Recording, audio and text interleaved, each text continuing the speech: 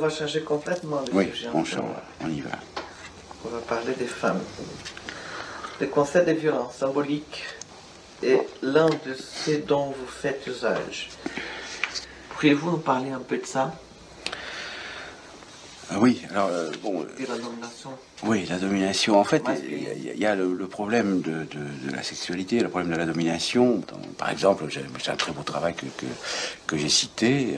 C'est une sociologue américaine qui a étudié l'usage différentiel du téléphone chez les hommes et chez les femmes. Bon, voilà. Et alors, elle montre que c'est les femmes qui utilisent beaucoup le téléphone, beaucoup plus que les hommes. Et on dit évidemment que les femmes sont bavardes, qu'elles passent leur temps au téléphone, qu'elles ne font que ça, etc.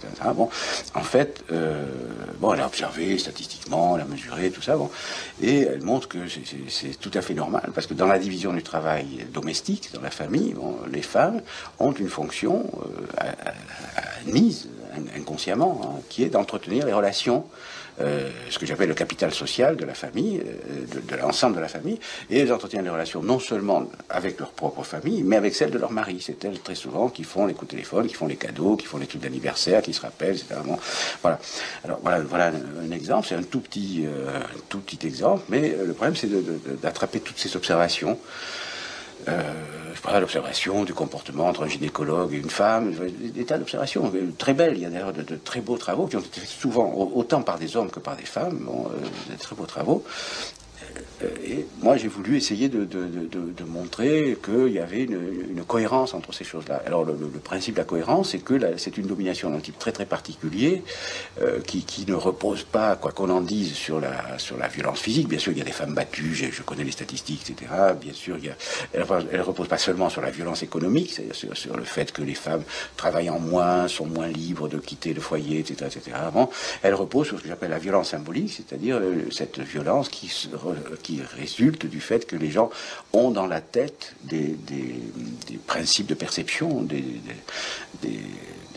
manières de regarder, bon, qui sont le produit de la relation de domination. Autrement dit, elles collaborent en quelque sorte, entre guillemets, à leur propre domination. Alors, ça ne veut pas dire qu'elles sont idiotes, etc., et qui suivent. Bon, ça veut dire que toutes les structures sociales, dès l'enfance, dans la famille, à l'école, etc., les portent à incorporer, à intérioriser le rapport masculin-féminin. Voilà. Et donc, pour faire une lutte subversive, bon, il faut prendre acte de ça. Alors évidemment, ça a l'air conservateur. C'est exactement la même chose que pour l'éducation. On va dire, ah, Bourdieu, il est conservateur. Il dit que les femmes sont dominées et qu'en plus, elles contribuent à l'avoir. C'est affreux, c'est pas machiste. Bon. Alors moi, non, il faut prendre acte du fait que c'est comme ça, bon, pour trouver les moyens. Alors, bon, où est-ce que ça se reproduit? Ça se reproduit à l'église, ça se reproduit dans l'État, ça se reproduit à l'école. Bon. Et donc, il y a des lieux de lutte. Bon, on peut assigner des objectifs, au lieu de dire, alors que le féminisme, il dit où elle est la lutte? Dans le foyer domestique. Alors, on va lutter avec le mari, tu fais la vaisselle, etc. Oui, c'est pas mal. Mais c'est pas en tout cas, c'est pas le seul lieu de lutte. Il y a d'autres lieux de lutte beaucoup plus importants. Et par exemple, il y a des luttes politiques, bon, pour la sécurité sociale, etc. Bon, l'exemple que j'ai découvert tout à fait récemment après avoir fait mon livre. Bon, je dis toujours, il y a une main droite de l'État et une main gauche de l'État. La main droite de l'État, c'est les finances, le budget, voilà, tout ce qui est régalien, tout ce qui est masculin, bon, hein. Et puis il y a le féminin. Alors c'est quoi? C'est les hôpitaux, c'est les crèches, c'est l'école, voilà, bon, c'est le social, non? Et évidemment, dans la hiérarchie des ministères, bon, le masculin domine le féminin, comme partout, hein. Le ministère des Finances domine le ministère des Affaires sociales. Bon, le contrôleur budgétaire domine tout le monde, etc. Bon, cela dit, actuellement, ça c'est un truc, vraiment j'étais très content quand je l'ai trouvé, quand on dit qu'on va détruire le public, on détruit le domaine où il y a des femmes.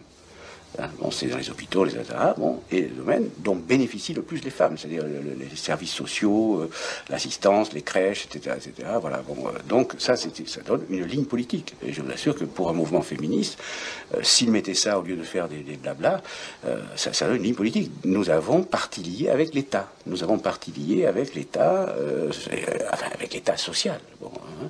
Doublement, bon, en tant que nous en participons, nous avons plus de chances d'être infirmières que les hommes, nous avons plus de chances chances d'être profs que les hommes. D'ailleurs, en même temps, les profs, c'est des femmes.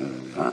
Nous avons plus de chances, etc. Bon, donc, nous devons défendre l'État. Et nous avons plus de chances d'y avoir un job et en plus d'en bénéficier. Parce que c'est nous qui avons besoin. Enfin, voilà. Voilà un exemple. Bon, et voilà. Voilà, en gros. Alors évidemment, du point de vue de, c'est pas du tout les idées reçues, et bon, alors, toute la vision. Enfin, bon, je m'arrête quand même là. Oui.